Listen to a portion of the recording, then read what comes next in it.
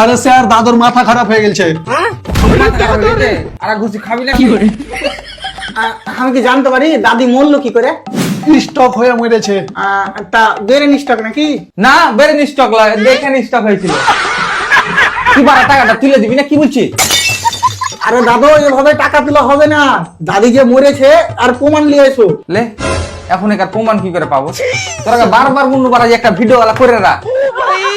আরে দাদু ভিডিও লাগবে না, দাদির ডেথ সার্টিফিকেট লাগবে। হ্যাঁ, কিসের টিকিট? আরে বারা টিকিট লয়, ডেথ সার্টিফিকেট। ও আবার কে বানায়, উপরওয়ালা নাকি?